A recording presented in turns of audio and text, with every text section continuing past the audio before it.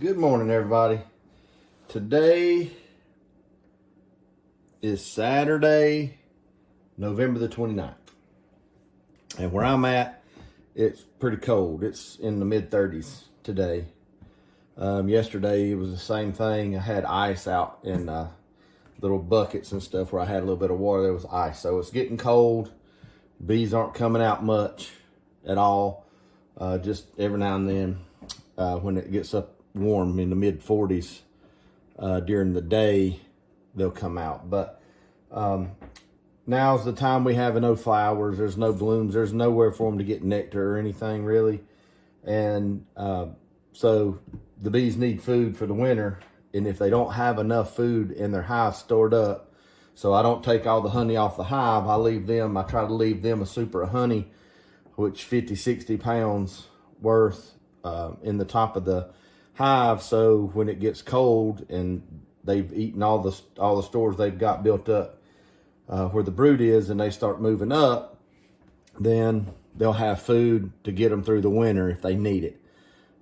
If you've got enough stores in there, I guess like in my climate, they shouldn't need it.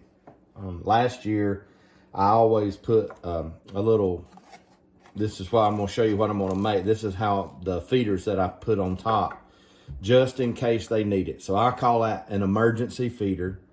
If they need it, they got it. If they don't need it, then when they come back in the spring, when I'm getting everything ready for them building up really fast, I'll just take that off the hive because they won't need it anymore. In February, we have our first blooms. Our maple trees and alders and stuff will be starting to bloom and bud out, so they'll be getting food coming in. But to make the emergency feeder, it's really easy. It doesn't take much. About everything you get, minus the little piece of tube I'm going to show you how to what to do with, is free, technically. So what I use is the little, these are the little bins you get that the deli meat comes in at Walmart. This is the Great Value variety. So it's the Walmart brand, and I found that they work the best. I've used others, and when I try to cut it, the plastic is too hard. It just cracks, and it doesn't do what I want it to do, because I need it to be a little bit pliable, and then I heat it up a little bit, which makes it more pliable. But the first thing I do when I make them is I'll get my container. This is just a new container. Just took the deli meat out of it. I'm done. Instead of throwing it away, I've kept it. And then I'll take this plumbing pipe. You can get it at Walmart. At Home Depot, Lowe's, any kind of hardware store that sells. It's what I call black pipe. It's just water pipe. If you want to run, comes in 100-foot rolls, but you can get it in less. Or if you know a plumber that can cut you a piece. I cut mine 2.5 inches long. And then what I'll do when I cut that is I just sand the edges like that. And I just try to get it smooth. It don't have to be perfectly smooth. The bees don't care. This is really, really slick smooth, okay? So this is a piece of 1 inch. So the overall is about 1 3/16 inch thick. It's 1 inch on the inside. And then the inside is really slick like the outside. And I want to be able to make it where the bees can get a good grip on climbing up. So I'll just take sandpaper and stick it on the inside, and I just spin it like this. Do it on both sides. And the reason I do it this way is it makes the roughness this way, right? So they can grab it and climb up. And I don't know if you can see in there or not, but it's rough. It's not really, really rough, but it's just enough you can see the surface is scratched. And that's enough for them to grab onto. They could probably grab onto it the other way, because I've seen them hang on to a lot of things that's slicker than that. But I just do that.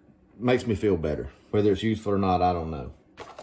Then I'll take and sit it in the center of what I want to cut. And then I'll go around the outside of the tube with a Sharpie marker.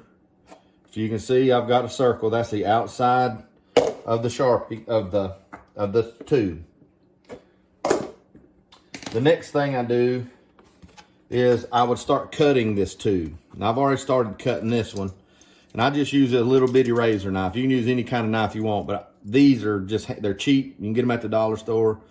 Or I don't know if there's a dollar store, Dollar General, Dollar Tree, whatever they are. And I cut on the inside, and I leave maybe an 1/8 at the max between that line I drew and where I'm cutting. So I'll just take these things, and when I start cutting, if I can get it the way I want it here.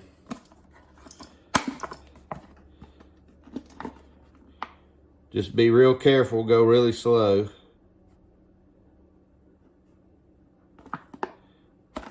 And I get it cut out. So I got my little piece that fell out that I don't need anymore, but I've got the hole now. Now if you'll notice, it's too big to go in that hole. And I wanted it that way. Because if you'll notice on this one that I made, you can see how right here, the bottom of it's kind of coming up the side of this. That holds it in there tight. I don't glue it in there because what I want to do is I want to be able to move this. So depending on what kind of, if I've got an inner cover, or maybe I've got some kind of a Vivaldi box kind of deal, or whatever I'm putting up there for the ceiling of my hive, I want this to just go through to the underside. I want that that's as far as I want it to go in. I don't want it to go all the way in because I don't want to touch the tops of the frames, but I want it to be able to go up enough where they can climb up and go in, and gives them something to grab onto. Okay, and if you'll look right here, this right here is about 1/2 inch right here to the top. So that's why I cut them. So it may be a different length if you use a thinner container. Then I'll take a hair dryer. This will be a little loud.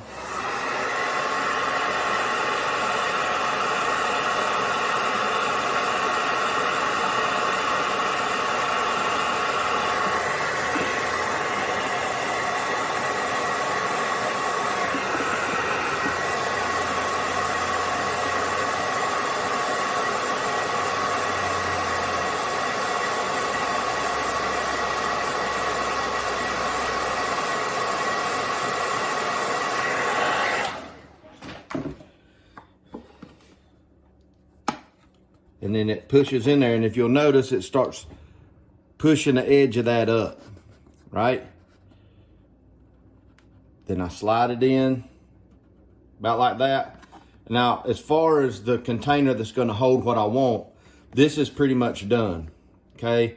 I don't need a lot of lip going up, and you're not gonna put liquids in this. I'm not gonna say a liquid wouldn't hold, a thick liquid like 2 parts sugar, 1 part water kind of liquid in the fall.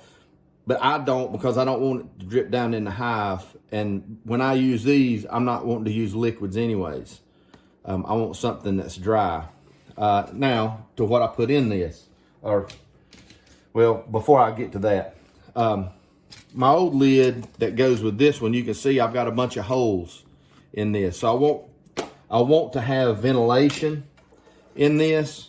And since this comes up the top, I want my ventilation to kind of be over that, and not everything's going out, but the moisture they create between the cool air that'll be up top and the warm air that the bees are creating inside to stay warm, it'll condense. And I want it to condense inside this box. So maybe some might go out of these holes, but the rest of it I want it to stay in here because I want it to land on the sugar that I'm going to put in there, and that'll help moisten that sugar, makes it better for them. But the way I make these holes is these lids, the great value ones, are really flimsy, and they're soft. So I use one of these, and this is what you hold corn on the cob with. When you're going to eat, you stick it in either end of it, and that's what you hold on so you don't burn your hands. Well, they're sharp. They're little points like nails. So I just use these, and like this, I just stick it through the hole and pop it out. Now, they don't have to be perfect. But if you notice, it goes pretty quick, and keep your fingers away from where you're poking it through. You can see through the lid, and just poke the holes. And that right there is all I do. So they're all about 1/4 inch apart. And this is just perfect. It's just something most people have laying in their drawers, and you don't have much money involved in this. Now, that gets me my lid. So the total emergency feeder is done. This goes like this. This is what we have. You can see it's really simple. About anybody can make it. Just remember, you know, you're using razor knives and stuff, so there are sharp, you know, this is sharp, so you gotta be careful when you're using it. And the next thing that I'm gonna do is I'm gonna make my bee food, what I want to put up there. I've seen videos of guys that will take and they will pour just sugar on top of newspaper on top of the hive, and that may work, you know, as the winter's going on and and the water's condensing, moisture's condensing and everything, it gets on there, it kind of juices it up a little bit to where the bees won't take it. But if you, in my experience, what I've done is if I take sugar, just regular old grain table sugar, and I just put it in there dry, and the bees aren't using it because they don't need it, but they get up in there, they think it's trash, and I've seen them taking it out of the hive. So they may not do that for you, but I've seen them take the stuff out. They're going to try to clean everything up that they can. So what I want to do is I want to make a mixture that's, and you can put just a touch of vinegar in it. I don't, but just enough water to kind of make what I call a snowball. You want it to be able to stick together, but I don't want to melt the sugar. So I just start out a little bit at a time. That was probably a teaspoon of water. And you can see it starting to clot up into a little ball. But you're just going to keep moving it around. And it kind of reminds me of snow, the way it looks. But you're just going to mash it. All it takes is just a little bit of spoon. This was about 1.5 cups of sugar that I put in here. And like I said, it don't take much water. I don't want to melt everything, but I'm going to put just a little bit more in there. Maybe 1/2 teaspoon. And that'll probably get me where I want to be. But I don't want it to be a bunch of little grains. I want it to be kind of not melted, but I want it to be mushed together where it's not loose. So when it sits in there, it'll start to solidify in there after a while. Now, I'm going to have to put these on my hives, or I'm going to, because now that it's staying cold and it's supposed to be cold for a little while here, I just want to make sure it's on there. And by doing this, that means I don't have to mess with them anymore. I can just leave them be until spring and let them do whatever they need to do. But if you notice, I can take this right here and I can create a little ball. That's, you know, when I'm that way, it'll be a little gritty. It'll be a little grainy, but that's okay. That's what I'm looking for. Remember, when in the wintertime, when the moisture's coming up, when that warm, moist air is coming up here into the top to escape, because this will be my vent hole. When it's coming up, it's going to leave in here. This right here will be taking on some of that moisture.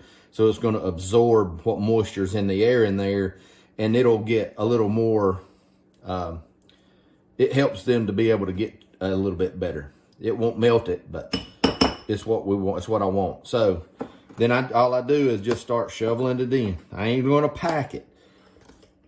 It'll pack itself on its own. But I just start putting it in the bottom.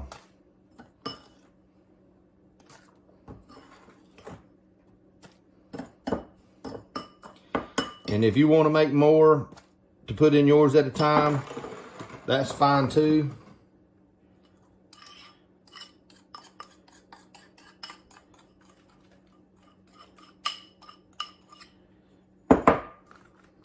And I get a little messy when I do this. Like I said, I don't pack it in there. I just leave it loose.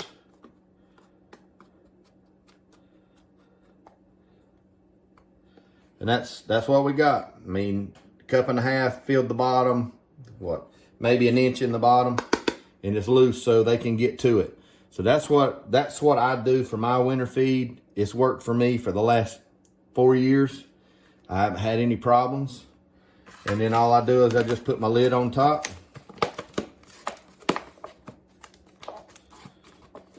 Got my vent holes. Nothing can get in from the outside. If a critter gets in, ants or anything, they can't get through that hole. And then right here, this right here fits through the inner cover or whatever your top is. And if you'll notice, like on this one, they propolize around that, so they're sealing that off. They'll seal off anything they want.